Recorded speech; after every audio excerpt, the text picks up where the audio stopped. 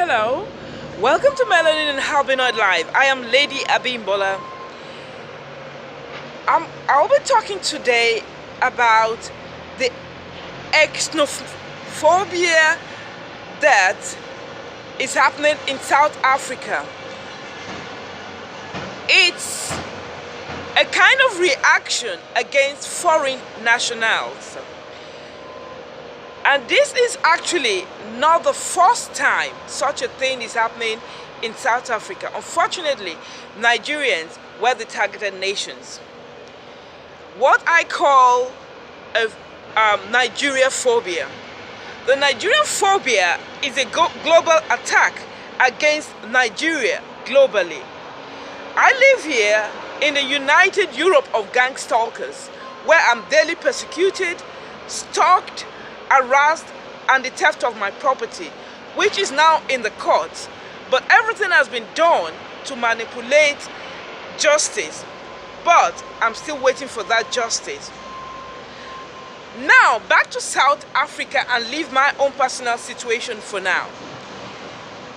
The situation in South Africa, analyzing it critically, I will tell Nigerians, first of all, by giving my condolence to all the families that lost loved ones in this massacre against our fellow citizens. The burns, the cruel shooting, burning, attacks, stoning, and viciousness unleashed on Nigerians in South Africa and globally is unacceptable. It should not be taken lightly by the Nigerian government. We Nigerians all over the world, we are watching and we are actually going to participate in any, I'm not saying retaliation attack or whatever, any decision the Nigerian government chooses to take concerning this particular case. Now, I would like to bring the focus of Nigerians to one crucial and very vital and important point. This is not the first time Nigerians have been attacked in South Africa. Some time ago, some Nigerians were illegally and unjustly deported and they lost their personal belongings back to Nigeria.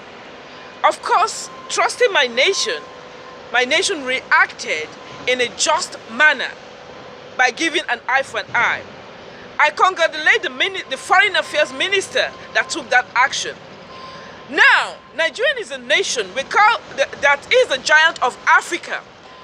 But I wanted to be clear that we are also a threat to some foreign bodies that actually has been able to, to hold the South Africans themselves in captivity in their own country.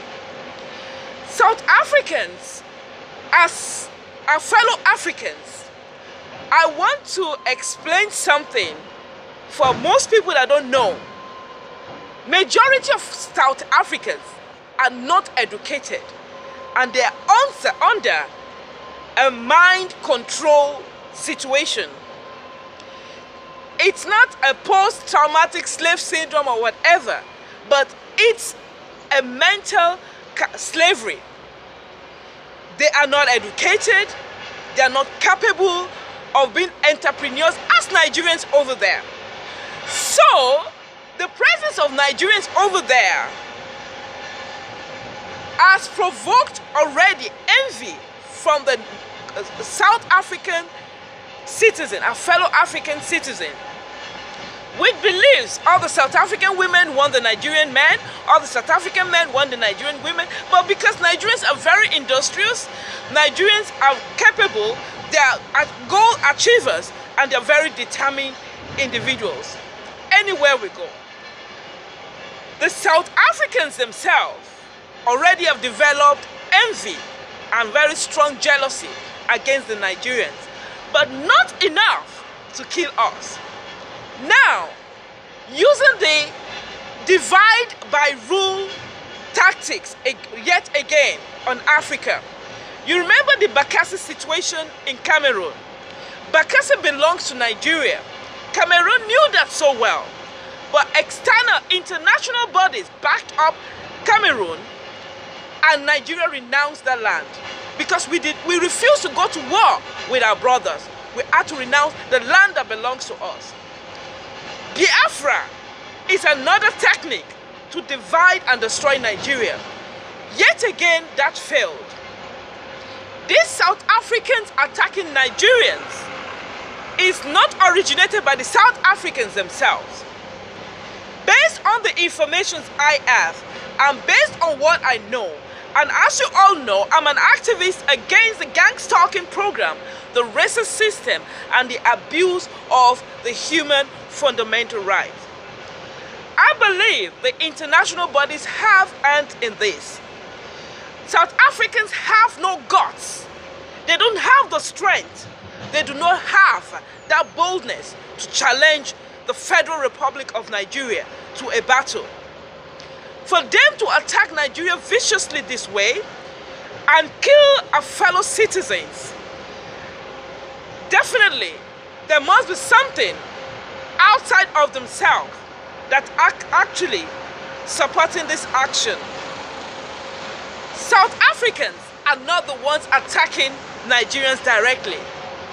They have people behind the curtains manipulating this thing. The Nigerian entrepreneurs in South Africa is making some people uncomfortable. When you are being held captive in your own country, we as a foreign citizen here abroad, we have been treated as a 10th class citizen. We have been traumatized, humiliated, criminalized, reduced to nothing, demoralized through false accusation, defamation of our character, slander, and placing us in a class with a bad name, even though we don't have legal records. We are actually condemned without a crime. I can testify to that because I'm living it live and direct here in Italy where I live. But our South African brethren don't know what they're doing because the presence of Nigeria in South Africa is actually leading to, at least so many years ago, Nigerians helped with appetite to get solution to the slavery of the South Africans in their own country. Nigeria was #1 of nation in the whole of Africa that did the most to support the apartheid and to eradicate, the enslavement of the South Africans. So I don't think the South Africans have forgotten history so fast. We have not only helped our South African brethren, but every other nation in Africa has benefited from Nigeria one way or the other. We still remain the giant of Africa. Nobody can strip that away from us. But the South Africans attacking Nigerians are not the ones attacking Nigerians. But they have bodies that feel Nigerians is actually a threat in South Africa. When the South Africans themselves have been totally mind controlled and enslaved mentally, the presence of Nigeria has now begun to provoke something in them. Jealousy towards the Nigerians themselves, but provoke the fact that, well, if an African nation can be entrepreneurs like this, can be active and start doing so many things for themselves, maybe we can too. And actually, the set of group that wants the South Africans in that mental slavery and enslaved forever is challenged by these citizens that is now going to bring change, mental change, in the structure they are formed in South Africa. So, as I was saying, I was cut short because I was distracted a little bit. And I'm just trying to say here that the presence of the Nigerians, entrepreneurs, and developing South Africans economically in that aspect is provoking certain project, certain agenda, a certain program the external bodies have in South Africa. The Africans in South Africans are not meant to have economical power. What I realized that the gang stalking program The racist system is focused on destroying the black economically. I know that because I'm talking out of experience. The first thing they do is to attack our finances, to destroy us economically, to render us jobless, homeless, and destitute if possible. And that's what I see here, because I don't see with the eyes every other person sees the situation. I see with the eyes deeper than what the general public sees. Don't take it out on South Africans. There are other bodies behind the South Africans themselves. That you see, one thing you have to understand, when somebody is ignorant, that it is easy to use an ignorant person to destroy themselves. You just have to manipulate the mind. They are under mind control. You just have to manipulate the mind. That has already been enslaved. That's all. Already they have jealousy towards Nigerians, so they just have to work on that jealousy and claim Nigerians want to take away their nation or whatever, and that is enough to provoke aggravation, and of course backed up with some money, economical benefits. Well, the deal is done. Who gave them guns to use? These are people that do not even, they cannot feed themselves. They don't work. The South Africans don't work, at least majority of them. They didn't go to school, so they don't work. They're always depending on the government. They're always making parades or whatever to get money from the government. That's how they exist. How can they afford a gun? How can they afford what they use to attack Nigerians? I'm appealing to the Nigerian parliament, to the Nigerian government, that this situation has to be dealt with in the correct manner.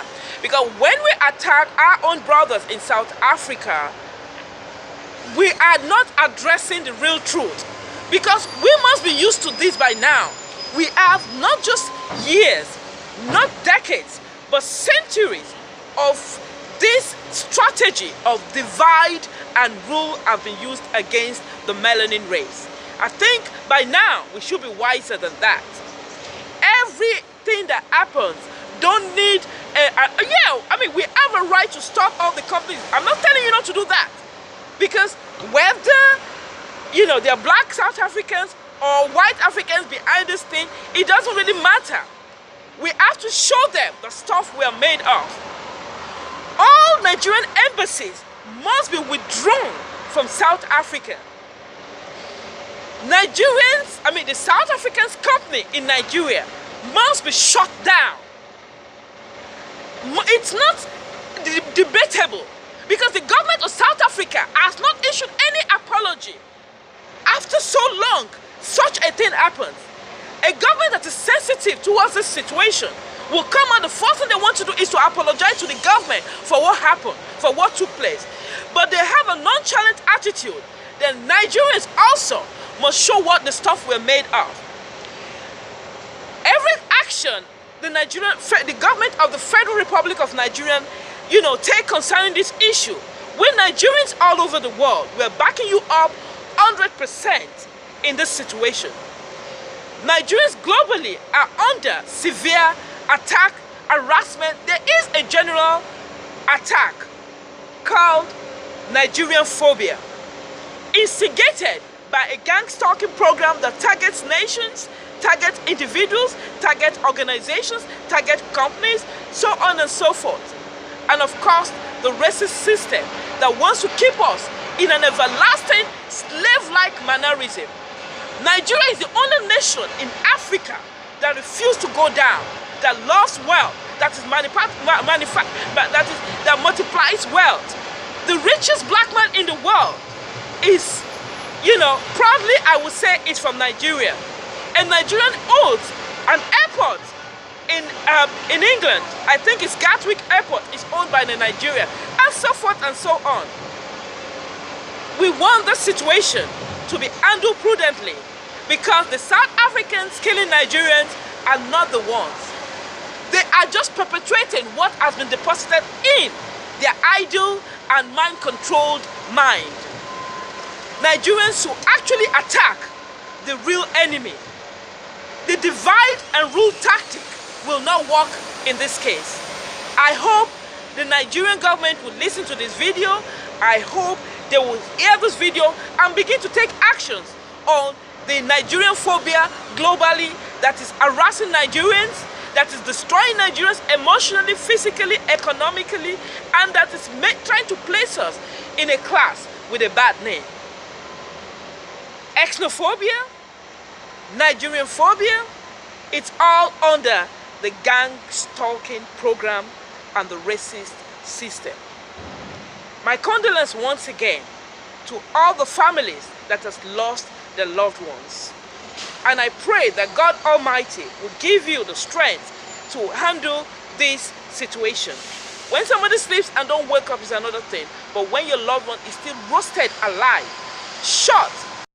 All I want to say is that they don't really care about us. Michael Jackson has already said it. They don't care about us. There is a racist system against us, and the system is totally, completely against the melanin race. It is very painful. It is very hurtful. Nigerians have been targeted.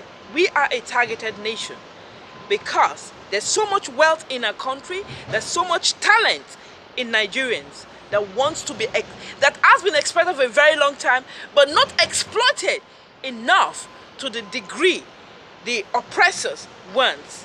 And this we must fight against. God bless Nigeria. God bless the Federal Republic of Nigeria. I am proud to be a Nigerian.